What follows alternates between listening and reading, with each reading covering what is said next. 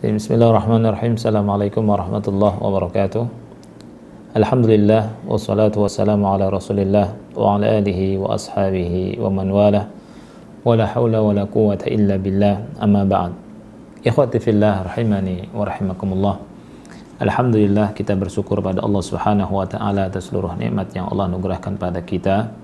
Salawat dan salam semoga tetap tercurahkan untuk Nabi yang kita cintai, Nabi Muhammad sallallahu alaihi wa ala alihi wasallam beserta keluarganya, para sahabatnya dan umatnya hingga akhir zaman.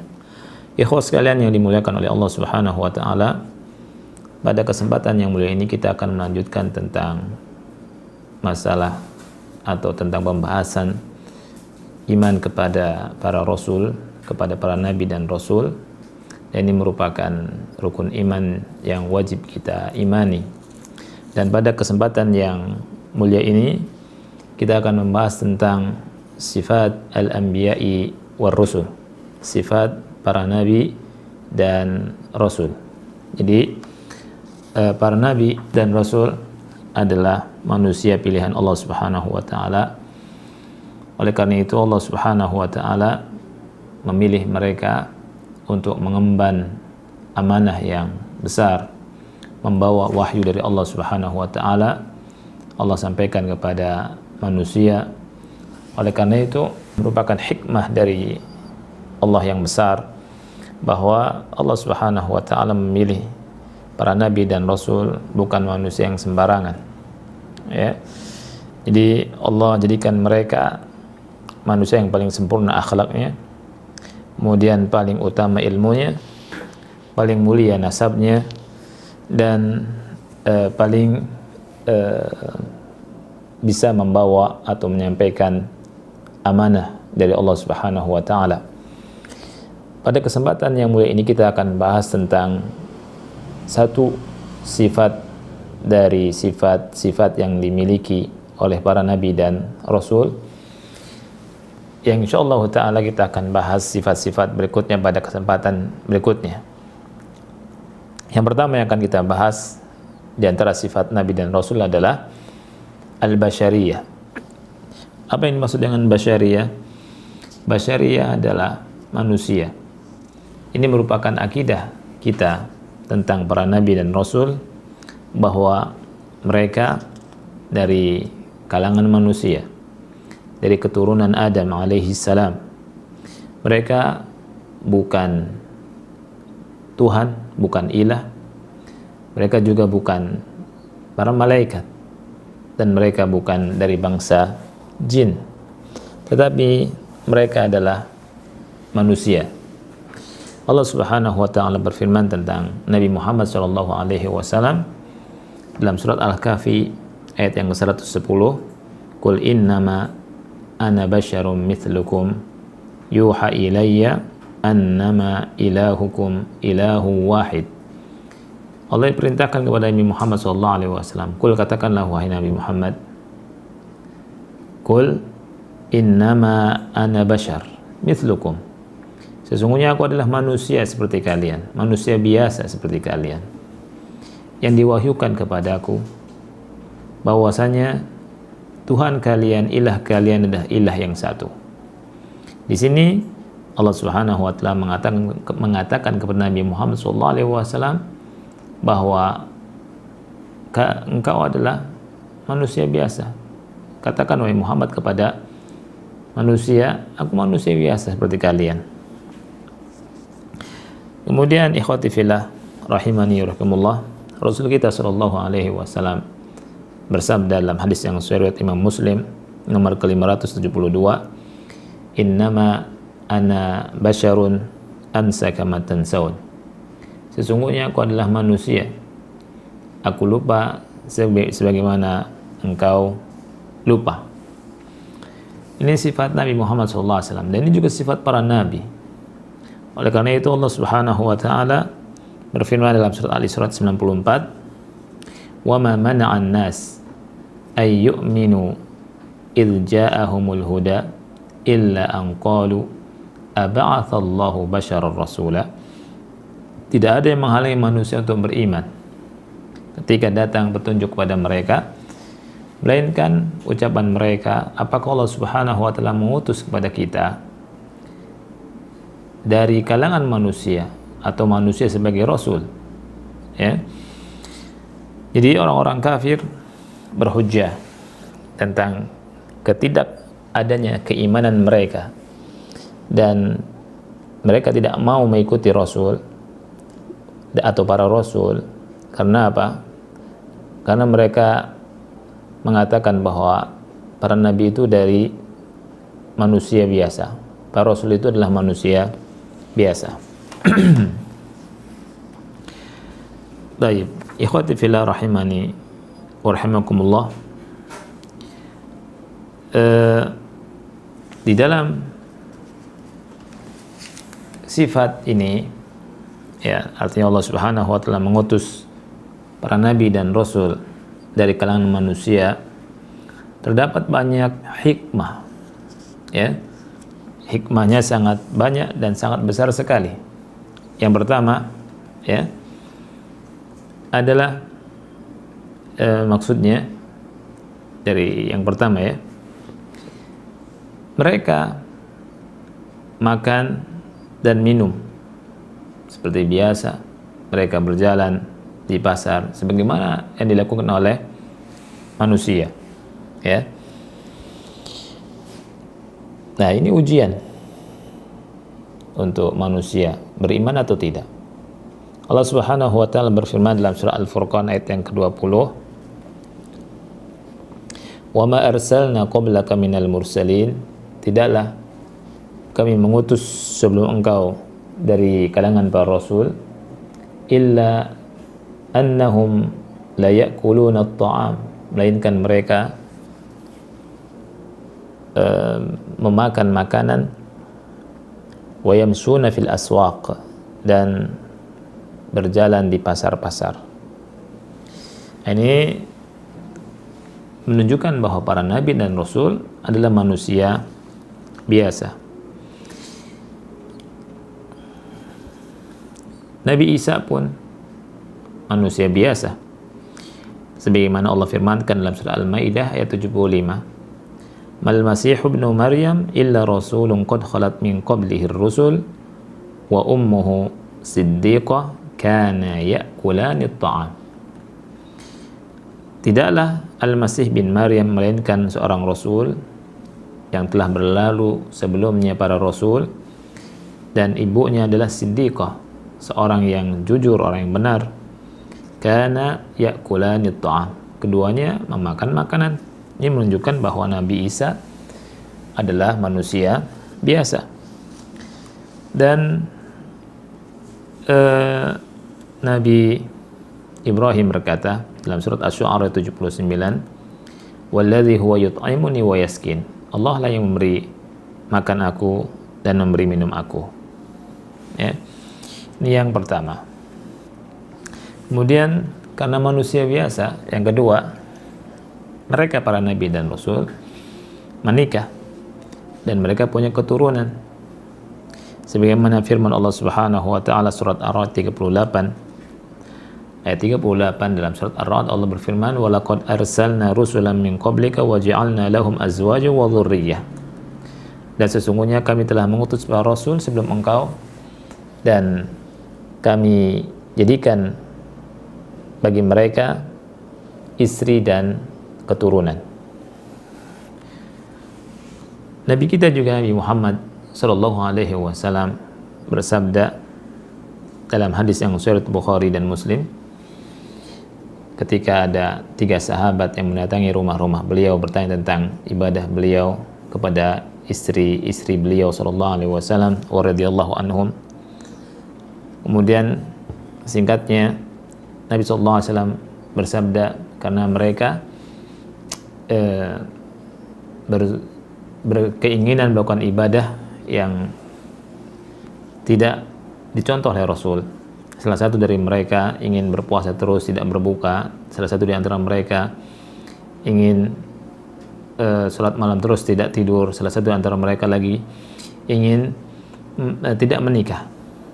Maka Rasulullah SAW berkata, "Lakini asum wa aftir." Akan tetapi aku puasa dan aku berbuka. wa usalli wa arqud, aku salat dan aku tidur, wa atazawwajun nisa, dan aku menikahi wanita. Faman raghiba an sunnati falaysa minni. Kemudian Rasulullah SAW bersabda, maka barang siapa yang benci terhadap sunnahku maka bukan termasuk golonganku.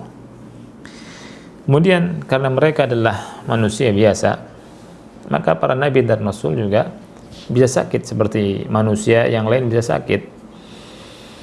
Allah Subhanahu wa taala berfirman tentang Nabi Ayub, bisa antum baca di surat Al-Anbiya ayat ke-83 sampai 84. Wa ayyuba idz nada rabbahu anni massani ad-durru wa anta arhamur rahimin. Fastajabna lahu fakashafna ma bihi min durr wa atainahu ahlahu wa mithlahum ma'ahum rahmatan min indina wa dzikra lil 'abidin. Ya. Dan Nabi Ayub ingatlah ketika dia berdoa kepada Rabb-Nya, sesungguhnya aku ditimpa penyakit dan Kau adalah Arhamur Rahimin. Kemudian Allah Subhanahu wa taala memperkenankan doanya dan Allah berfirman fakashafna ma bihi min durr. Ya. Kami angkat ya penyakit yang ada pada Nabi Ayub ya. Jadi para nabi dan rasul bisa sakit, dan Nabi Ibrahim juga alaihi salatu wassalam dalam surat Asy-Syu'ara dalam ayat yang ke-80 Allah berfirman tentangnya, wa idza maritu fahuwa yashfin, apabila aku sakit maka Allah Subhanahu wa taala yang menghidupkanku ya. Nah, ini bahkan dalam hadis yang sahih riwayat Bukhari ya, para nabi dan rasul ya, mereka mendapatkan ujian sakit yang sangat luar biasa ya. Nabi Ayub mendapatkan ujian sakit selama 18 tahun, bukan 8 jam atau bukan 8 hari, bukan 8 pekan, bukan 8 bulan ya, tapi 18 tahun. Nah, kemudian berikutnya yang keempat, mereka mendapatkan ujian. Terkadang mereka di dunia ya bahkan di penjara ya, ada yang di penjara, ada yang diusir dari negerinya, bahkan ada yang dibunuh ya. Ini para nabi dan rasul alaihi wassalatu wassalam. Seperti Nabi Yusuf alaihi assalam ya, Allah berfirman tentangnya, qala rabbi sijnu ahabbu ilayya mimma yad'unani ilaih, wahai Rabbku, penjara lebih aku sukai daripada ajakan mereka. Dan di akhir surat ayat ke-42 surat Yusuf, Allah berfirman tentangnya, falabitha fi sijni bid'a sinin, maka Nabi Yusuf berada di penjara beberapa tahun ya. Dan ada nabi yang diusir dari negerinya ya.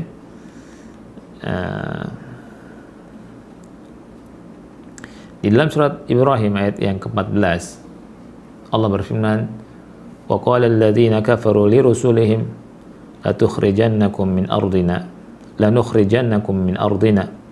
aw la ta'udunna fi millatina.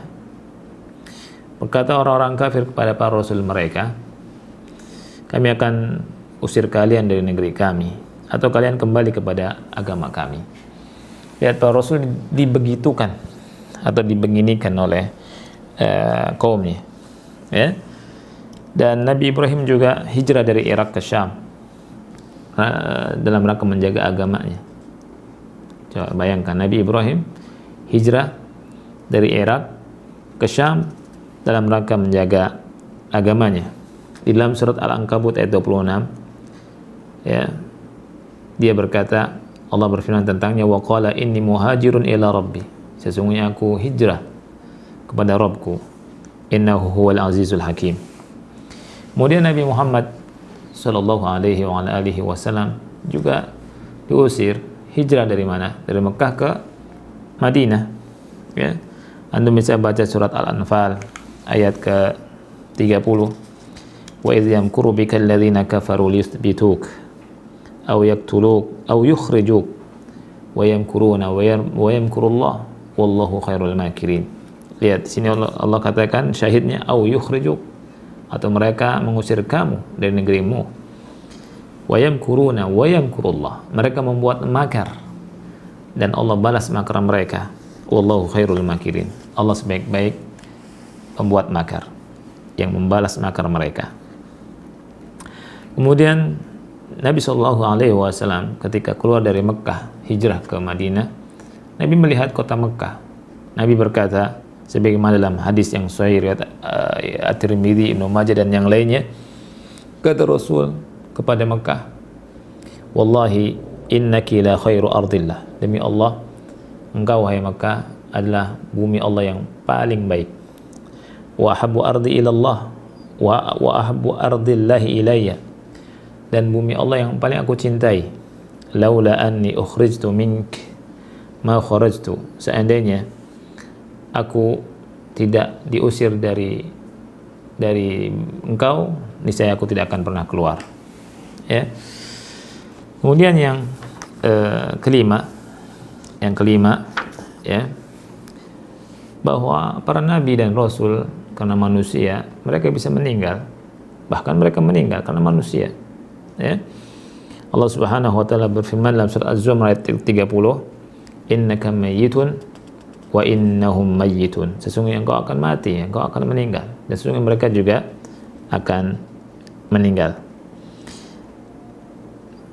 Kemudian dalam surah Ali Imran ayat 144 Allah berfirman, wa ma Muhammadun illa rasul qad khalat min qablihi ar-rusul afa in mata aw qutila anqalabtum ala aqabikum wa may yanqalib ala akibaihi falan yadurra Allah syai'a wa sayajzillahu syakirin. Muhammad tidaklah melainkan seorang rasul, sebelumnya datang para rasul. Ya. Apakah apabila dia mati atau meninggal atau terbunuh, kalian kembali ke belakang, artinya murtad kembali?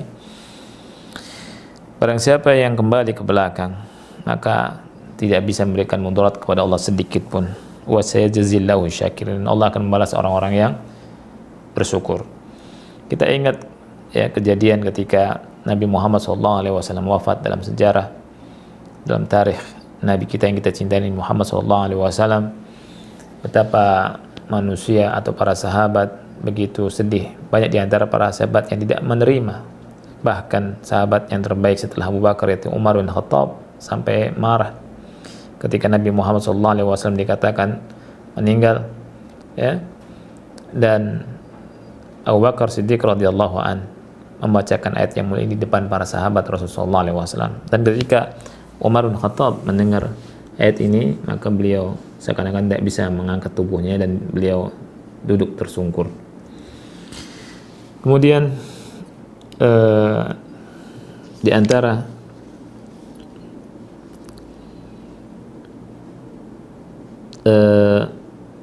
yang perlu kita ketahui juga ya, bahwa Isa bin Maryam juga meninggal sebagaimana manusia meninggal dalam surah An-Nisa 159.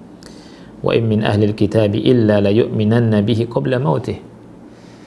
Ya, dan di antara ahli kitab melainkan pasti akan beriman kepadanya sebelum dia meninggal. Ya. Dan keyakinan Ahlus Sunnah wal Jamaah untuk saat ini Nabi Isa alaihi salam tentunya diangkat ke atas langit, dan sesuai dengan apa yang dikabarkan dalam Al-Qur'an, ya. Dan apa yang disabdakan oleh Rasulullah SAW, kita harus beriman apa yang Rasul kita SAW sabdakan bahwa nanti Nabi Isa akan turun, setelah itu ya akan mematahkan salib dan seterusnya, dan setelah itu tidak ada manusia yang kekal, tentunya Nabi Isa pun meninggal. Kemudian berikutnya yang keenam di antara tuntutan ini atau hikmah ini, ya, bahwa manusia para nabi dan rasul itu dari kalangan manusia, annahum laysu bi aliha, mereka bukan Tuhan, mereka bukan ilah, mereka bukan sesembahan, ya. Oleh karena itu ya tidak boleh kita menyembah para nabi dan rasul, Ya. Oleh karena itu Allah Subhanahu wa taala menjelaskan tentang Nabi Isa yang berlepas diri dari kaumnya, dari apa yang dinisbatkan kepada beliau. Di surat Al-Maidah ayat yang ke-116 sampai 117 Allah berfirman, wa idz qala Allahu ya Isa ibn Maryam. Dan ingatlah ketika Allah berfirman, wahai Isa bin Maryam, a anta qulta lin-nas ittakhidhuni wa ummi ilahaini min dunillah? Apakah kau berkata kepada manusia, jadikanlah aku dan ibuku Tuhan yang disembah selain Allah? Kemudian Nabi Isa berkata atas firman Allah Subhanahu wa taala, ini firman Allah tentang berkata Nabi Isa, qala subhanak ma yakunu li an aqula ma laisa li bihaq. Maha suci engkau, tidak ada hak bagiku untuk berkata sesuatu yang tidak benar, ya, tidak ada hak bagiku untuk mengatakan demikian. In kuntu qultuhu faqad alimta, ya, apabila aku berkata apa yang aku ucapkan engkau mengetahuinya. Ta'lamu ma fi nafsi wa la a'lamu fi nafsik. Engkau mengetahui apa yang ada di diriku, sedangkan aku enggak tahu apa yang ada pada dirimu, pada diri engkau. Innaka anta 'allamul ghuyub. Ma qultu lahum illa ma amartani bihi an i'budullaha rabbi wa rabbakum. Aku tidak mengatakan kepada mereka kecuali apa yang kau perintahkan kepadaku. Apa perintahnya? An i'budullah, hendaklah kalian beribadah kepada Allah saja. Rabbku wa rabbakum wa kuntu alaihim syahidan ma dumtu fihim. Dan aku menjadi saksi atas mereka selama aku ada di tengah-tengah mereka. Falamma tawaffaitani kunta anta ar-raqiba alaihim wa anta ala kulli syai'in syahid. Ini perkataan Nabi Isa. Kemudian, ya, mereka bukan Tuhan dan mereka bukan para malaikat, ya. Kemudian ikhwati fillah rahimani wa rahimakumullah, karena mereka manusia, maka mereka juga melakukan perbuatan-perbuatan, amalan-amalan, ya, aktivitas yang biasa dilakukan oleh manusia. Seperti diantaranya adalah mengembala kambing, ya, atau ada yang menjadi tukang besi, ada yang menjadi tukang kayu, ya, dan yang lainnya. Nabi Shallallahu Alaihi Wasallam bersabda dalam hadis Bukhari nomor 2262, "Ma ba'athallahu nabiyan illa ra'al ghanam." Tidaklah Allah Subhanahu wa taala mengutus seorang nabi melainkan dia mengembala kambing. Faqala ashabuh, maka para sahabat bertanya, "Wa anta, demikian juga engkau?" Nabi berkata, "Na'am, kuntu ara'aha ala qarariti li ahli Makkah." Ala qarariti li ahli Makkah. Ya.